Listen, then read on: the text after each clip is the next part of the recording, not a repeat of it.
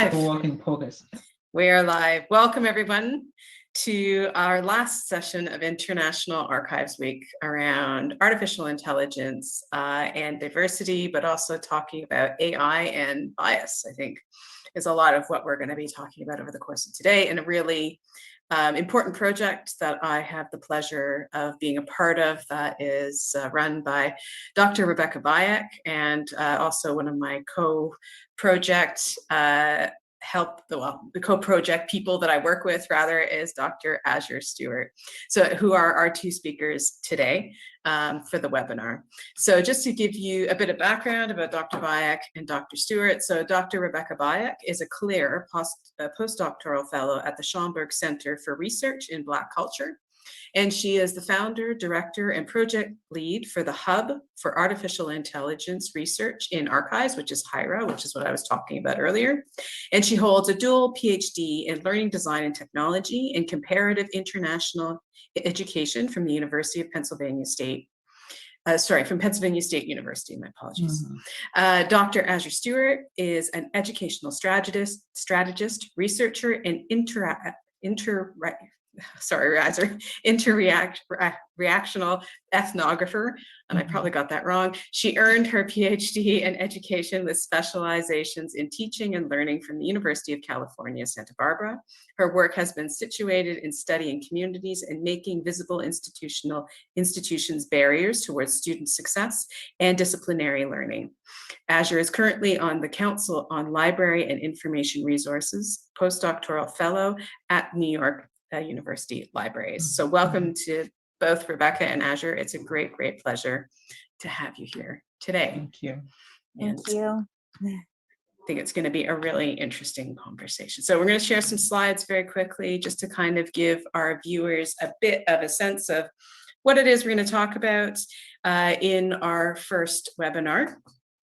So I've just done the introduction. I'm going to ask Rebecca and Erasure how they came to archives and artificial intelligence, because I'm always interested how different disciplines kind of end up intersecting with archives, and why is it interesting, and what also got you interested in artificial intelligence, which you know is an area that I'm very interested in.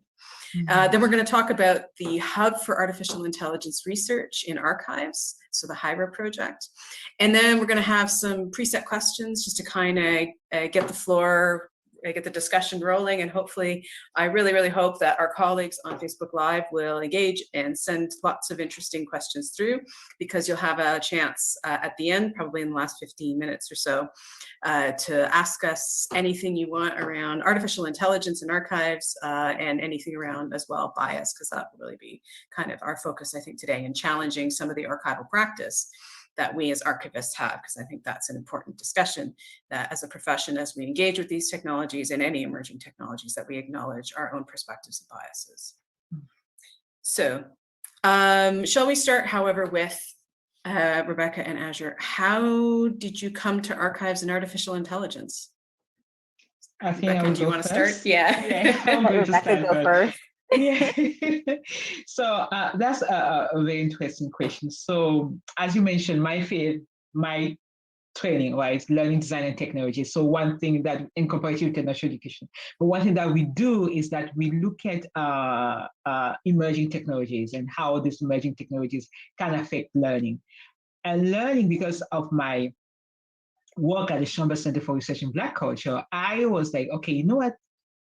AI is definitely something that's coming up. So I was curious to see how are archivists applying or using this kind of emerging technology in their own setting. So that's where I started researching a little bit more about, I'm like, how does AI apply in the archival setting, and how are my colleagues that I'm working with at the Schomburg Center, how are they even aware, and do they know about this? So that's how I came about the whole idea.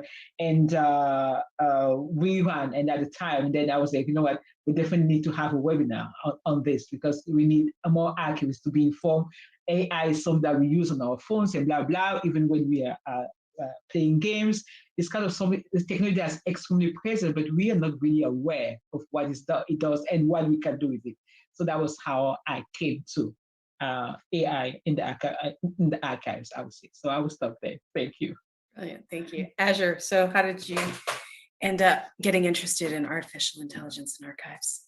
So I'm an ethnographer by training. So we always are talking about archives and doing research with communities and people, and collecting things. We call them collecting records. A lot of people call it data, but we don't really visualize it being data until you act on it, you analyze it. So for me, it's been a lot about collecting different records and archiving them. And I've collaborating with fellow peers who use different recordings and going back into archives. I've seen with studies from students back to like the mid 1990s and reanalyzing the work that was collected at the time and its impact on education. So for me, it's always been kind of that thinking about the collection process and of data and communities as an archive, and then intersecting that with like artificial intelligence. I've always worked in STEM, or for those who have science, technology, engineering, and mathematics. So it's always been like a conversation amongst like some of my students doing research and having that intersection of artificial intelligence and AI. And now I'm working in an engineering library and we're talking about machine learning and how does that work within the field and working in the library. Like what resources do we need to have for students who are carrying out machine learning and supports and other things. Mhm. So that's kind of how my intersection of those two worlds have kind of come together. And then working with Rebecca and talking about these kind of convergence as topics together. It's kind of like, oh, wow, this is really interesting. Cool. Thank you. That was really, really interesting how you kind of came to our profession, or Mhm. rather came to the topic more broadly of archives and Mhm. AI and how it impacts the profession I represent. And I think Mhm. other information professions too. Like I know our emphasis really right now is on archives, but I think it also has an impact on records management. There is quite a segmentation in the Anglo-Saxon world between records management and archives. I think the boundary there is becoming more fluid simply by virtue of digital and the Yes. sort of the nature of when the archivist needs to be involved. And so, but I Mhm. think that your path to arriving here today at this webinar are fascinating. So let's talk a bit about the Hub for Artificial Intelligence research in archives, because I think that's really interesting. I know it's a concern. So right now I'm just looking quickly at Facebook Live, and we have 34 viewers on Facebook Live already, which is probably one of the best attended webinars at this point, except Mhm. for maybe the UNESCO one where we had about 3 different channels that were running. But it's great to see so many people joining us today from all over the Mhm. world. Mhm. So I think they would like to hear, though, a bit about the Hub and how it came about and what the type of work that the Hub will be doing and how you'll both be sort of contributing to Rebecca leading and, Azure and I, how we're going to be contributing to that. And I think the community would love to hear if you are open to having more involvement and where they might be able to support. So shall we go into the Hub for Artificial Intelligence Yeah, research? and I think that the text, the slide is going to help us, right? So in my discussion, so and actually it was born out of a webinar, as a webinar series that Asia and I run last summer about big data. Big data. It was big data. Big data. I think artificial intelligence and uh, the archive. So, and one of the topic, actually, one of the workshop that our guest speaker was actually in Thea, so who actually the first, and it was so well attended. So we had more than 1,000 people who attended the webinar from around the world. And so Oh, one of the questions, it was 2 hours and there was not enough time, right? And so exactly. it was not enough time to address all the questions. And one of the recurrent questions that was coming from everybody was like, is there a space where we can learn this? Is there a space? Mhm. Can we do this? I was like, oh, okay. I thought I was just doing the webinar, the series of webinars, just kind of know just for that. So that's where the idea came about. I was like, okay, you know what? we need to follow up. So at the end of the webinar, what we did was actually sending, was sponsored, I must give credit, was sponsored by the Council on Library and Information Resources. So one thing that we did then was that we ran a survey, feedback survey. So asking people for their feedback, like, are you interested in joining a research group? And we had a couple of answers. People were like, yeah, I'm definitely interested in joining the research group. I was like, okay, there you go.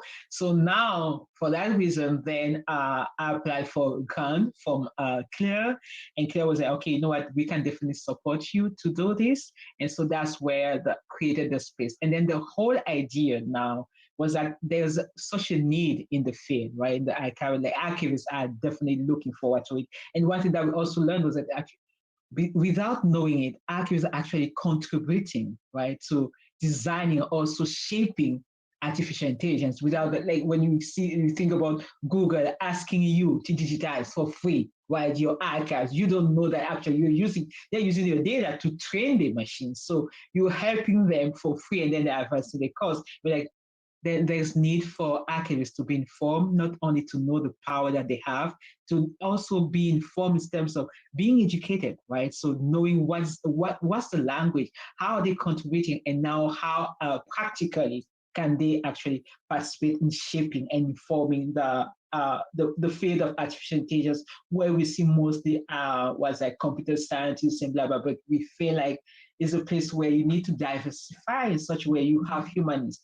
You bring some kind of humanity, that global sense, because this should not belong only to one group. So that's how the whole idea came about. And now we are in the process of developing it, building the website, and just putting together all the components that are going to be important to the development of this work. So I will stop there because both of you are actually contributors. So that's your turn to provide your answers, and then tell the group and the people who are watching us how you can contribute. But I would definitely say that I'm leading it, but again, it's definitely open to contributors from around the world. Go ahead. Azure, please. And I have to say, I still get contacts from folks via LinkedIn about the first webinar series that we had with you and Thea. Yeah, I mean, Rebecca and I also met through our CLIR program, and we've always been talking about collaborations and different areas that we like to intersect. And I've always been fascinated with the archivist kind of work and data curation. And so when she had talked about this as a possible thing to kind of dream up, I was like, why not? This sounds like an amazing opportunity, and it's very fitting for what we're really needing right now. And the archiving world, we're definitely having conversations in different spaces about things that are recorded and how to ethically release materials and what can be accessible to folks, and how to manage that. And even in the data world, with getting public funding, should we be exposing certain things out to the public, and under what pretenses? And so a lot of this stuff with a hub is very poignant timing in terms of having discussions around this. So absolutely. So yeah, I gave the webinar, but I think where I've tried to help the most with their support, Rebecca, is really around the curriculum development. Because for me, that was one of the big things that I discussed over the course of the webinar. And we've got, I think we've gone quite a ways. We've got a layout or a general idea of what the curriculum is going to look like. And I think we're looking now to starting to develop some of it. And I think that it's really something around plug and play. So it's offering a suite of different modules to learners, so that they can figure out what they want to use when, and what's applicable and what's not. Because I think we have a pretty broad multidisciplinary audience that we're trying to hit. It's not simply the archivists, because I think there's a lot of other players in this space than simply archivists that influence how we will deploy and use these technologies within the archival setting. And so I think that what Hub what HIRA brings is that not only the multidisciplinary perspective of all the different researchers that are there, which is computer scientists, interdisciplinary researchers, ethnography, education, archives, comp sci, ethics, which I think is so incredibly important as we begin to talk about rolling out these technologies in the archival space. But you need to teach people. You need to teach people to understand, as I said in my webinar, what are the right questions to ask about AI. But I think too, as we've been talking and as I've been thinking about the topic as well, and I think we'll get into this a bit later on as we get into the questions and possibly the discussion on Facebook, is what are the things as archivists we need to think about our own practice and what we do and the power of the decisions that we hold as a profession, and what does it mean to us, and whose voices are heard and whose voices are not, and how AI can amplify that in some ways and create greater disparities. So I think that, that was, and so being able to be part of HIRA and trying to really make those issues that I think are hidden more manifest to offer greater reflection. And I think that's what I think is great. And I hope that everybody who's on Facebook Live will come and join us and join this conversation, which is so incredibly important to have different perspectives on these issues. And really be open to challenge. I think that's the other thing as a member of the project, that it's super important that, and I think, there are parts of the profession that I think that there are discussions happening around archival practice and what it is that we do, but I think it needs to be even more so. So I'm going to stop sharing and I'm going to jump in. I'm going to mute myself there. And I'm going to jump into the questions. So I prepared some preset questions, and Rebecca and Azure have both seen them, so it won't come as a surprise. So the HIRA project has really two important pillars, as aside from the curriculum, and that is around research and practical testing of artificial intelligence in archival settings. What are the things that we should be mindful of as we begin the project? So, I kind of touched on a few things. What do you guys think from your perspective? Because you're not archivists, like I'm coming at this from an archival perspective, but as we try and deploy these technologies in our settings, what are the things that we should, at least at a high level, start really kind of considering and thinking about? Do you want to go, or Isha, you want me to go ahead? I'll let you start. Okay. I'll let you go. So I think, as you mentioned, there are definitely two pillars, right? That HIRA has, which is definitely the research part, but also the practical part. We are not yet at the level where we think about being into the practice per se, but when we think about the questions that we want to actually, I think the field needs to start thinking about is that what kind of technology do you develop? Do you want to apply, and why are you applying? Because one thing that I've learned in my own research is that I had a teacher who always says, like, for who are you researching, for what, and with whom, right? So and those are three key paths that I feel like I take everywhere I go. And I think for archivists, okay, so when you're thinking about applying AI, you're like, what tools are you going to apply, and for whom are you doing that, and with whom are you partnering with that? Because I mentioned that, I think Asia and you, Anthea, added, was that when you think about voices that are not heard, right? When you think about the people who have the technologies. And I often think about countries. One thing that the project is doing is that we're bringing people from all around the world. And I was talking with one of my colleagues, she's from Brazil.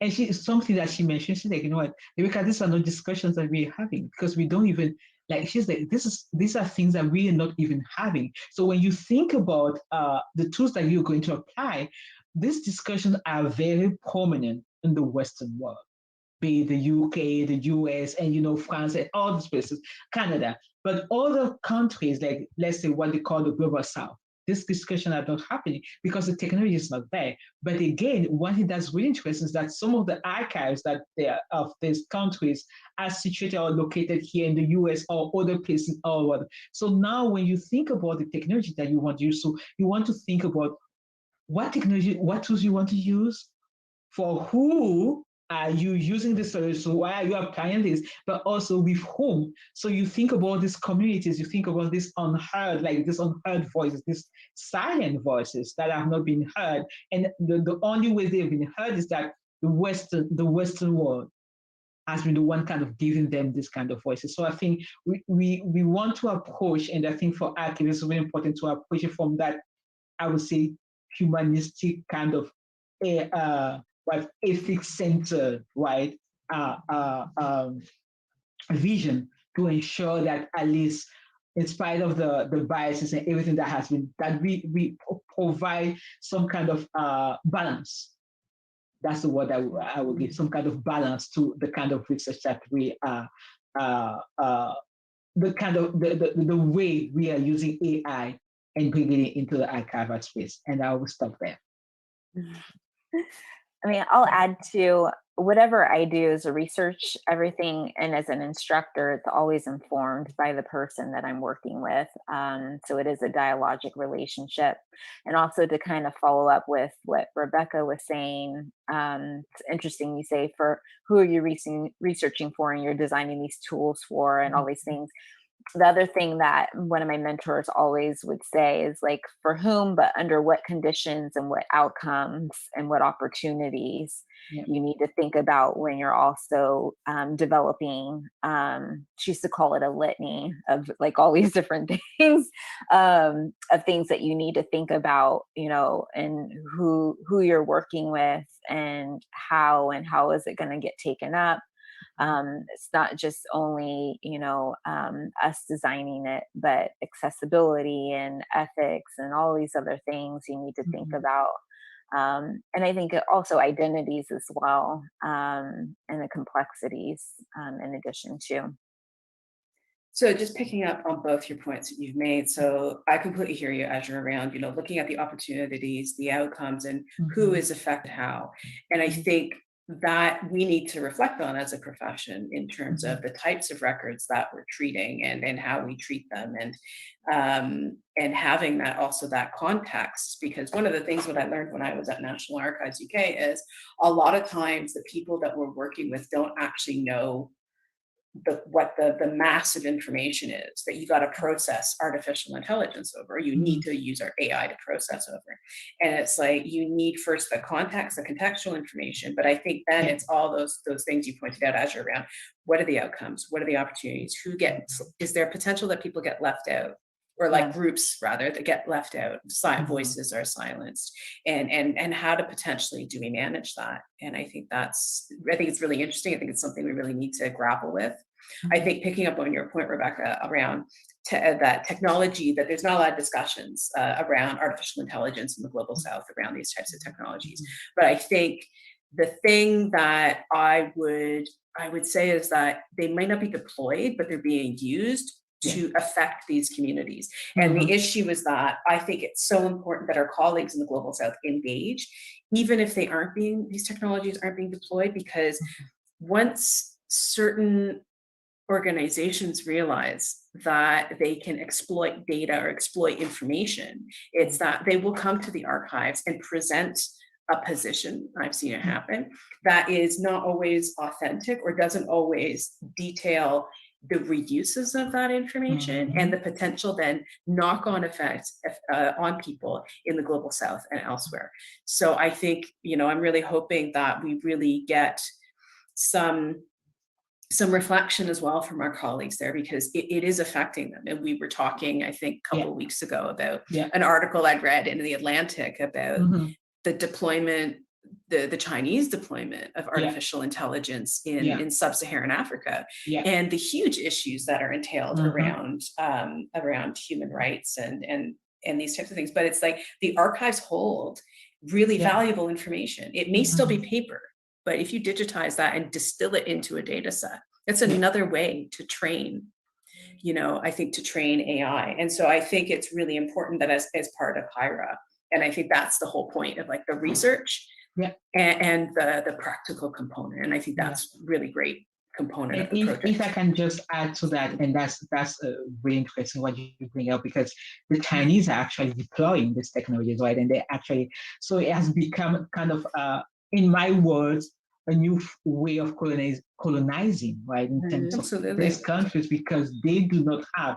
And then without them knowing, so they are giving out all this data and all this information, so they are coming and exploiting again. And because not only that, the conversations not happening, though things are happening. And I think that's why creating this kind of awareness is really important. And I think that's why HERA is really, really, really important, because people are not having this information or this kind of conversation because either they are scared, they feel like this is not just what it is. And so I think that's why HERA is all there to demystify AI, right? Yeah. So to make it so that in such a way that people, you don't need to be a computer scientist, at least you need to understand what's happening, what's the language, that's the function, what's behind it, so that you can make what's that informed decision. Because this exploitation, this kind of what's that data exploitation, artificially intelligent exploitation of this sub-Saharan country is amazing. It is amazing, and there's need for this. I would definitely, there's definitely, and thank you for bringing that up. It's heartbreaking when you understand what's going on, and then you see an entire region of the world, of a continent, being exploited again that way. It's just, And absolutely, and I think there's an element there for archivists too, as we work with governments, our own governments, to ensure that, we act as advisors. So there's a limit. And so here I'm contextualizing not our use of AI, but the AI as record. So what we talked about, and that our role in how we advise in the creation of AI as record, and how we advise not to reconstruct colonial systems, colonial exploitation, even within or biased or racist exploitations, even within our own countries. And I think that's really, you make a really important point around how this can be reused to repeat previous egregious practices by countries on other countries, right? Yeah. But also limiting what of the histories too is made available as well too. Is also another thing that I'm seeing with certain folks who are getting certain archives and data sets and stuff. And I think we need to be also mindful about what things we are putting out with folks' names tied to it, especially activists and their protection within community. I know it's a really big issue here in the U.S. So I think there's multiple fronts on oppression, on how it can be used in a way that's very deadly. Absolutely. And I think that's picked up a lot in sort of, perhaps not, well, it could be deadly, but I'm thinking of Weapons of Mass Destruction by Cathy O'Neil, where she picks up a lot of these issues, like these really egregious practices around AI, where it's seen as a quick fix to an issue. And it was something that I encountered when I worked in government as well. It's like it's seen as this, not only around surveillance, because I think there's a whole issue around that, but then there's also its application in terms of the decisions that are made using citizen data. And sometimes there's not a lot of questioning about what is the basis of the data set in order to arrive at that decision. And we saw this really, I think, with the recidivism research that was done, and the impact of the recidivism algorithm. So for colleagues who are joining us by Facebook Live, there was an algorithm developed, I believe it was in Texas, in order to study rates of recidivism. So the likelihood in somebody who was in the criminal system would reoffend. And the base data for that recidivism algorithm was actually already biased, because it asked certain questions that essentially meant that particularly African-American and Latino groups were already disproportionately disadvantaged by the answer they gave to that question. And so I think that, it is, we have already seen the sort of very unfair applications and also when you fail to ask the right questions at the beginning, like, where does this data set come from? Who compiled this data set? Who are the groups that are actually part of the data set? Because I have a huge issue, and I encountered this in the UK, of should these data sets be put together? Because we talk about big data, and it's the combination of data sets, and should they be put together?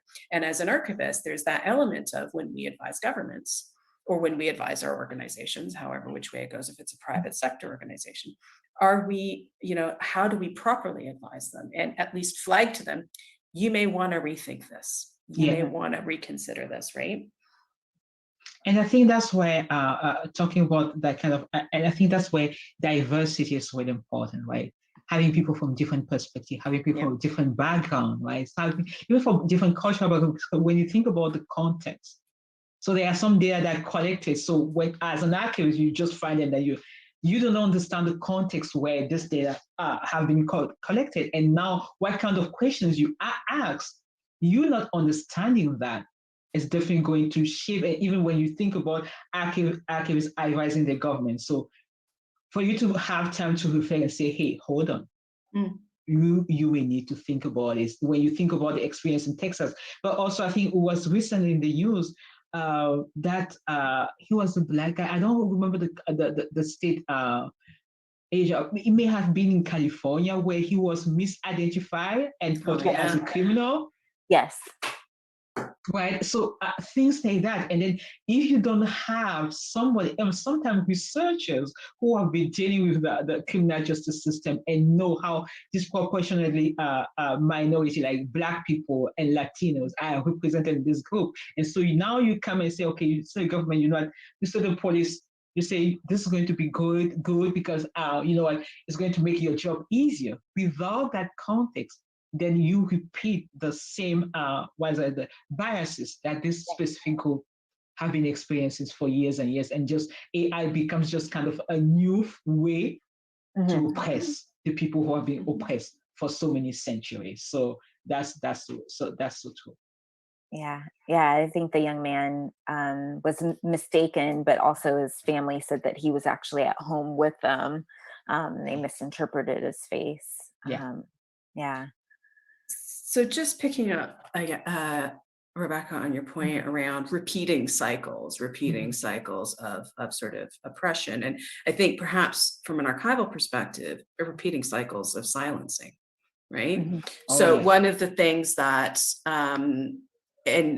that I wanted to sort of discuss is like, there's levels of awareness within the community. I think about issues with archival practice and who is in and out of the historical record. And I think this was picked up. I just actually found a YouTube video by Dominic Luster, who's the Teenie Harris archivist at the Carnegie Museum of Art. And she talks a bit about this around the silences and the power that archivists hold as when we make those decisions about what gets kept and what gets left. And there was also another really interesting set of tweets by Amalia S. Levy about silences and erasure in the archival record, where she says, silences in the record are not due to the absence of voices, but to our own limitations in seeing them, hearing them, feeling them, sometimes unconsciously, other times because we do not want to. So I think this is a really powerful statement, again, of the power as archivists that we hold unconsciously. And I think that I would say there's some real challenges that we need to look at in terms of ourselves and our practices, because our practices are predominantly white, European, North American. And I have concerns as we embark on the use of AI and how we address these issues around erasure of the record. And as you say, potentially repeating oppressive systems that have existed because of our bias, because we're coming at this from a specific perspective. And coming at this, I'm a white woman who has been trained to look at archival theory and practice in a given way. And I come with biases. I come with sometimes inherent biases that I don't even know I have. And so how, from your perspective, when we look at this, how can we use HIRA as a way to kind of maybe discuss and really openly address some of these concerns and some of these sort of disparities in the practice and the perspective of the practice? That's a great question and an excellent question. It's a meaty question. It's a hard question. But I think that's great because as the project's being developed, like here is being developed, I think having this kind of conversation is extremely important. So one thing that I think here can address this, can start addressing this, is definitely in the education part when we were discussing about the curriculum, right? So kind of creating that space where anybody is not just going to be archivists. Anybody who's a curious mind, anybody who's interested in AI can have a space where they can start being informed, like learn. And the goal is to make it as simple and as accessible and as approachable as possible, right? So that the design, but also the modules that are going to be created and people who are going to teach it, we want to make sure that it's going to accessible as possible. But also making those free, because for now we've received some from the Council on Library and Information Resources. But of course, moving forward, we want to make sure that these are free and available to others. Yeah.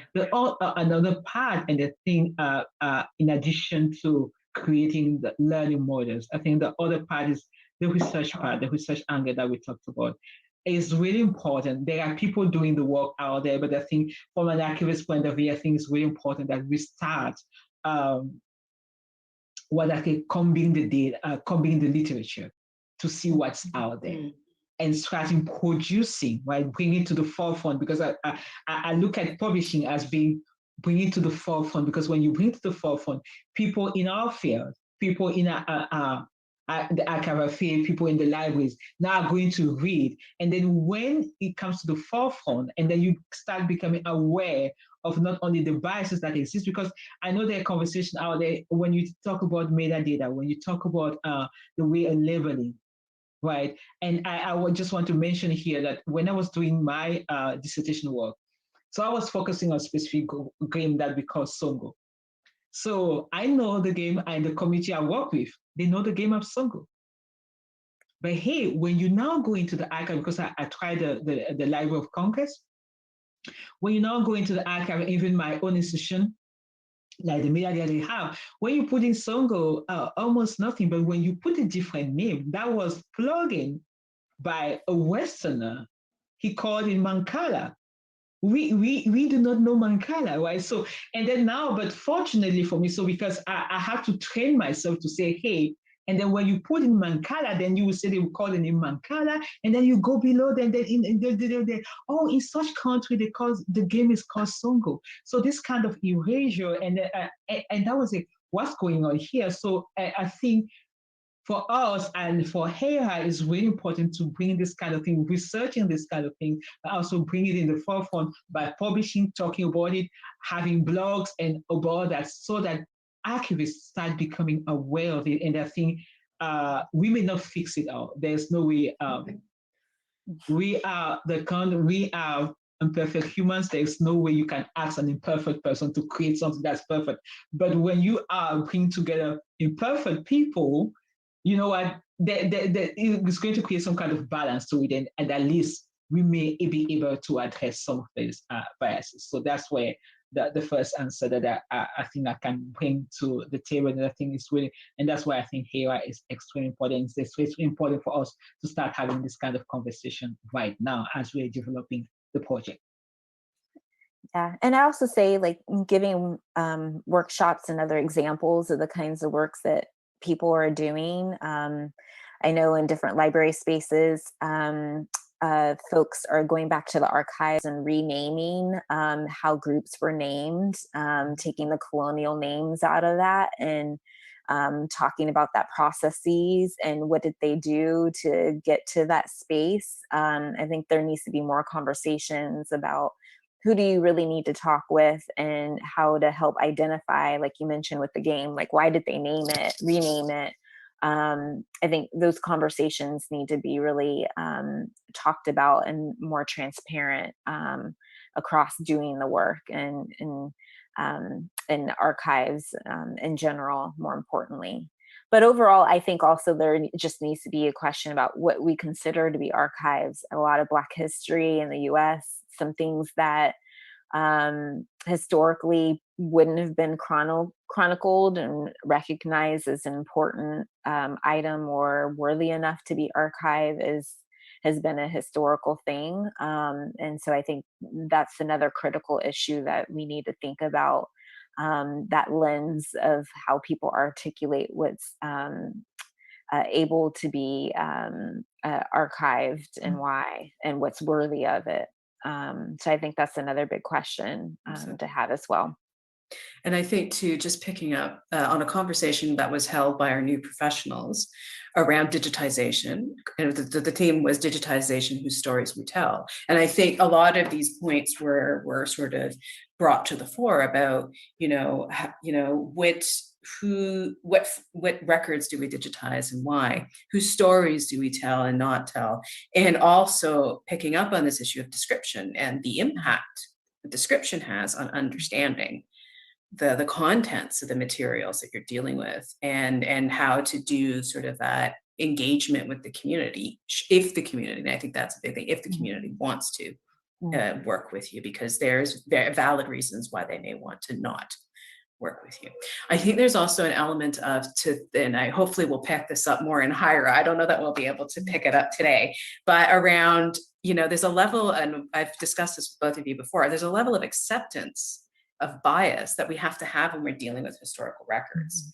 Around, there's a level of, we need to be aware of the disparities in the record and not amplifying those disparities, but at the same time, it's about accepting the inherent institutional racism, all the issues that organizations sometimes have when we use AI as we parse through it. So I parse through these records. And so it's like, it's, as you come back to your point, Rebecca, around balance, it's like, how do we get that balance around accepting the issues in the record, because they represent, they can represent egregious issues that for a restorative justice process need to be present in order for restorative justice to happen. But at the same time, how do we ensure that by doing that, we do not silence other communities, by extension, amplify an already existing problem? So we've got questions. Oh, okay. So I'm going to start asking questions. So this is from Sophie Camacho. She asked, do you think it would be possible to expect in the future that the professional formation on schools and universities in archives and records management will have AI as part of their curricula?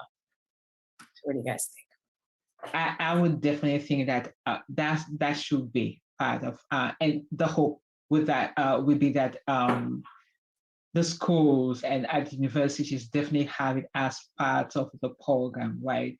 And I think the scary part, and just like we mentioned in the beginning, is that the perceptions that you only have to be in the computer sciences to be able to get into this discourse. And I think that's where we definitely have to kind of, remove that myth and say, hey, AI, you know what, is part of everyday life now in everything you're doing right now. So there's no question for you to not be part of. So I think that's why as we're pushing forward with AI, the project, I think it's going to bring that conversation even more to the forefront. And then universities and schools that are preparing archivists and data curators into this kind of discourse are going to say, hey, we definitely need to have this in the curriculum. Yeah, I see that in the near future. Yeah, absolutely.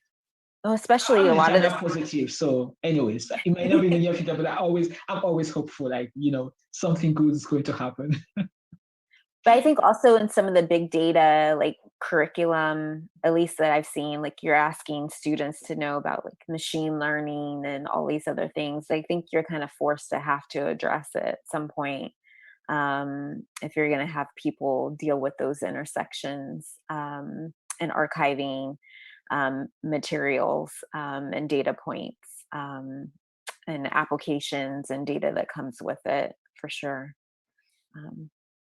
No, I completely agree. And I think that there's a part of me that's like, you don't have to be a programmer. I think it's what are the basic sort of skill sets that you need in order to properly engage with the technologies and ask the right questions. I think, the other thing, and it's now escaped me, of course.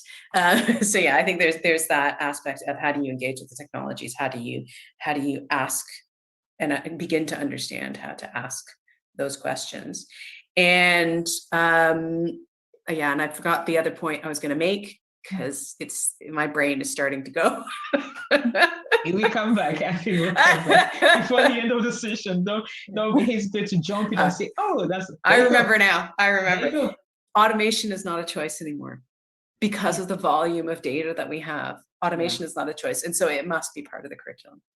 And it must be part of how we engage with these technologies, like I said. So we know how to ask the right questions. We know how to also engage with all the different communities. And, you know, when I say communities, I mean professional communities, I mean, you know, communities that we will be working with by virtue of the archives that we're going to be working in. And so I think it's going to be incredibly important to have this as part of the curriculum. So next question from Carolina de Oliveira. So she says, dear Rebecca and Azure, how do you see the user's behavior with new technologies impact archival practices? Do you want to take that first? Well, that's a great question. I mean, it's a great question, but we also say all the time with some of our engineering students, like anything that's constructed with any of these technologies has a bias, right? So obviously that is going to impact how you are going to be able to archive and what you're able to archive an item of. So I would say yes, in my opinion, just given how technology is constructed and developed, that there is a behavioral impact, or also ability, you know, in doing my work as an ethnographer, like there's only a certain amount of lens that you can actually see that contributes to what you can do. So I think, yes, it does have an impact. No matter what human creates anything, there is going to be some sort of impact on what your ability and accessibility to do something at any level. I think. Yeah, I would just. Oh, go ahead. I would just add to that to say, there's this in learning technology and design. There's this I forgot the name. I think they call it technology acceptance model. So they call it TAM, the technology acceptance model. I think people have rubricated, but the whole idea, I'm just going by the assumption, the thinking behind it, is that, you know, depending on the context, depending on the age, depending on the economical, you know, whatever is it that you have, you accept a specific technology, right? So I think this still applies to AI in terms of the user acceptance, because again, you will have people who have been archivists for 40, 60 years who would say, you know what, hey, you younger folks, go with it. I'm not in there. That's just, there's nothing you can do about it, right? But again, one thing that we want to make sure that we want to bring them in the conversation in terms of even the knowledge that they share, because then they are the ones who kind of created this metadata, created these descriptions. So you want to bring them the conversation. So you will always, there's always a level of technology acceptance, no matter where you are, no matter who you are. So I would say that, and some folks will be like, you know what, when we talk about the global south and we talk about sub-Saharan Africa, so one thing that has always been of interest to me is that when you think about archives, of course, there are archives that, you know, the governments are keeping, but the most powerful and most amazing archives are people. Like in the cultural context that they always tell you that when an old man dies, it's like a generation, like it's kind of the knowledge that's passed down. So I would think about my grandfather. He's amazing. Like he would tell you stories up to now, he's more than 86 years of age, but he would tell you stories and then pass it down. And then when I want to take note, he's like, no, this type of knowledge, you don't write it down, you keep it. And so all the time we're like, okay, Gandaka, he's like, how come you don't remember? I'm like, I have many things, but this kind of, so when I'm trying to take note, he's like, and then usually, often, they will stop and not tell you, because when you start writing, they're like, no, you don't write that. You have to use your brain. So when it comes to this kind of archives, right, it's really tough. The technologies are, you cannot save a human. So we will always have some archives that are not going to be used, like artificial intelligence. We're not going to be able to artificially intelligent them, if I can use that. We can use that word. But again, these are just things that you want to keep in mind that, hey, you know what, some users will not agree. even the recording, some of these folks, if you bring your record, whatever, then they have stopped talking because they want you to listen. That's their own way to engage with you and to not understand that you take them seriously. So there's always a level of technological success depending on the context, the culture, the people, the gender, the people you're dealing with. So we will always, depending on all those factors, and some that I'm not even mentioning right now, there's always going to be that level of acceptance, and I'm stopping there. So I think coming from a European, North American perspective in terms of archives and end users, I think they're already using technology. Like from our different communities, I take your point around context. Yeah. It depends on the community you're trying to engage with and what it is you're trying to do. But I think that there are segments of the research community that are using AI as part of their research. Yeah. And I think that my concern as an archivist sometimes is the level of rigor. Because the thing is like there is an element around, and that's not to disparage all researchers, because there are researchers who are incredibly rigorous and go through like and really analyze and do the work, but there are some that are superficial and will, and it concerns me sometimes when they use artificial intelligence technologies and they think that simply because they've managed to, parse through certain records, that it's representative of the story, if you will, quote unquote. And I really, there's a level, I think, of, depending on who the user is, the end user is, of training potentially we may have to support and offer at an archival from an archival perspective, from a user perspective. And I think there are also sort of issues that we need to flag right at the outset around, if you're going to use this technology, then you need to be aware of X, Y, and Z, because it will influence your results. Sorry, my neighbors are super proud today and have been, they've been at the recycling bin. So I'm really sorry if you're crashing or all sorts of stuff. That's just my neighbors. Welcome to Zoom. Welcome to working from home. So I think, the issue, and I have lost my train of thought now that I said that, so I think that there are some issues there. It'll come back to me at some point. That we need to be mindful of as archivists as we engage with our user communities and how they use these technologies. And in picking up on the issues, that's what I was going to say. The issues that I encountered when I was working at National Archives UK was around date. What is the date? That is the date, if you will, of the record. Because we had sometimes like 3 or 4 dates. We had the date last modified, which is what we used as the indicator that we would put in the description. We had a date in the actual like title of the document or of the record. And then there was a date in the document. And so I'm thinking, well, how do you explain this to a researcher that may be using AI and they're trying to pull up results? And also, how do our cataloging systems surface some of these issues? Because I think there's a whole issue about how are we transparent about the known problems we have with some of our collections, especially I'm speaking from a digital perspective, because that's what I know. And that's so true. I just want to quickly piggyback off of that because that's so true. I remember working, doing some kind of archival work with the Schomburg, and then I was looking at card visits. So it was really interesting, and I think that's why we need this train for years archivists, because he was so good, Michael. He was so good in the sense that, so I would see a card and I'll be like, you will see a different date, and then you will see another date, and you will see the date where the archivist at the time received it, and she will mark it there. And I'll be like, Michael, why do we have 3 dates?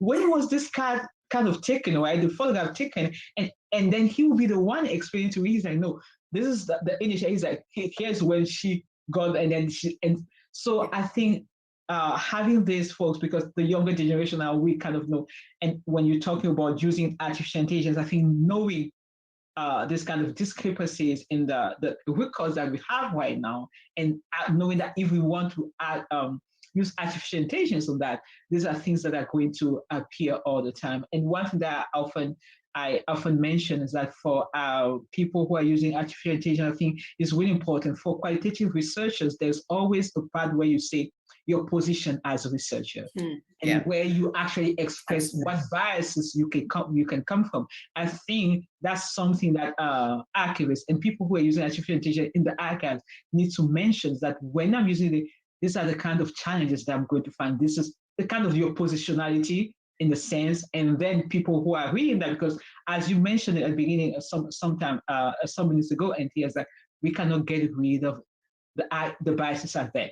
But I think if we have that positionality kind of thing, we may come up with a new term for artificial intelligence archive. But if we come up with that positionality, then people, when they are looking at it, they know that, you know what, this is not void of biases. Yeah, so. Absolutely. And also, I mean, one of the things that I pride myself on from social science perspective, we always talk about the limits to certainty of what we've actually done in our research study. And I think sometimes that's really helpful also to see and unpack what things you weren't able to touch on in addition to your positionality as well. I think that really reads a lot and helps you kind of understand as a reader. Absolutely. Okay, we've got 5 minutes left, so I'm going to go for one more question. Okay, here we go. I'm trying to see. So we've got another question from Sophie Camacho, and she asked, what obstacles do you picture in the application of this kind of technology when it comes to governance? So I'm presuming it means governance, I'm presuming. Do you want me to have a punt at that one? I would love to have it. I would just a little statement, and I will have you give you the rest of it. I think we are not asked, right? Government just impose and choose that there's no democracy when it has to pick using the tool, specific tool. We are not asked. They just dump it on us, and I think that's one of the challenges. That's why I feel like there's no discussion. We are not sitting at the table when these decisions are made, and I think that's one of the challenges and I see. And then over to you now, Anthea. Well, I think that it impacts governance because and decisions that governments make. And I made the point earlier around it's seen as a silver bullet to decision making. It's like if we stick all of this data into the system and we mash it around a bit, we're going to get to a decision that we are going to feel that we're happy with, and that it's going to be okay, and we don't really need to. We just need to be fast. I think there's the other thing of like it's short term, fast, needs to get done, and then there's not a lot of questions about the impact of the output. And I saw this. Is it last year or earlier this year? I can't remember now. Around the GCSE or no, the A-level exams in the UK, where the government couldn't sit the exams like they normally would. So the government developed an algorithm super quickly and plunked in all this data. And what ended up happening was the algorithm had amplified pre-existing biases in the data around student, success rates. So those that were in lower socioeconomic backgrounds often got disproportionately affected in terms of their grades went down, whereas others from more affluent socioeconomic backgrounds, their grades went up. And this had a huge impact on, admissions, and like it was hugely, the trauma. I can't even imagine the trauma some of those students went through. And then they started surfacing how quickly the algorithm was set up. Issues had been flagged, but the government was like, we just need to get this out because we need to give the marks to the students, and so that the universities can build their admissions processes, et cetera, et cetera. And so this is my issue I have with AI in the government governance processes, is it's like it's seen as a quick fix and it just needs to get done, and there's no thought behind it sometimes, or limited thought about the impact and how to rectify any issues that may be identified. Yeah. Azure.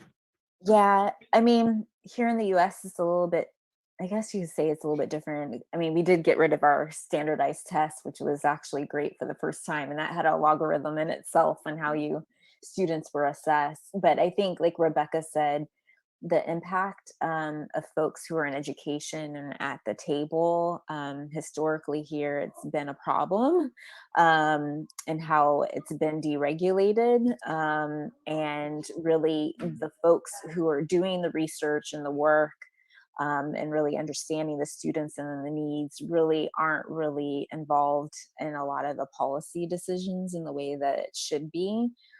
We do have a Department of Education, but it's not like what it used to be. So I think the biggest thing is representation, and having folks be involved, and giving testimony, and how to get into those spaces is a big issue.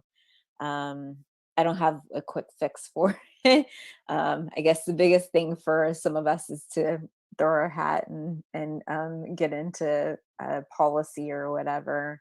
At least here in the U.S., it's a little different. But yeah, I don't know. No, thank you so much for all of your answers. So we still have more questions, is my thing. So what I'm going to suggest is, and I think there are still a few coming through on Facebook as we're speaking now. I'm going to grab these questions. I'm going to circulate them amongst us. And what we'll do is we'll work up some answers. So for those of you that are on Facebook Live, if you have any other questions, feel free to put the questions in the comments section, and we'll pick them up and between Rebecca, Azure, and myself, and we'll give you some answers. We'll get them translated, and then we will put them up on the ICA blog, so that you can get a bit more of the wonderful and insightful perspectives from our two speakers.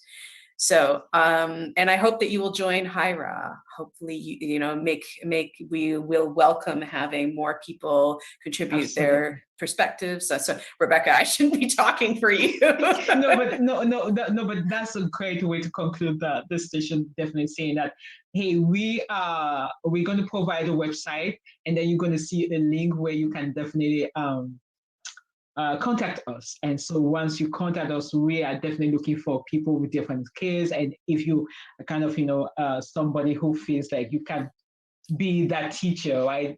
Providing that kind of instruction for the model for beginners, definitely reach out to us. We would love to have more and more people to be involved in the project, because we think like this is work that's definitely necessary, and then we need to keep building the momentum. So again, thank you so much for having us. Thank you for spending your Friday right with us. So yeah, Friday it's evening. Yeah, Friday evening, right? So for us, Friday it's morning. Afternoon, and Friday morning for Asia. So yes. So we we appreciate the time, and thank you so much for having us, by the way, as well. And then the International, Council of Archives, we appreciate it. Thank you so much. Well, thank you very much. Thank you to both Azure and Rebecca for your amazing contributions and insights. Azure, I don't know if you want to say something before we log off. I just was going to say thank you, Anthea, and the ICA, and Rebecca, and all of our supporters through CLIR and Mellon Foundation too as well. Oh yeah. So, yeah. And I see a couple folks on here who've already expressed interest. So please. Excellent. Yes. No, I see. It's all happening on Facebook Live right now. Okay. Dun, dun, dun. So thank you guys so much. Thank you so much. And I will be in contact with the questions. And so again, thank you to everybody who joined us on Facebook Live today. And thank you to my team who has been supporting us and feeding us all the questions. We really appreciate all of your support. And one last time, thank you so much, Dr. Rebecca Bayeck and Dr. Azure Stewart. Thank you have so a much. good rest of the day. Thank you. Have a good one. Bye.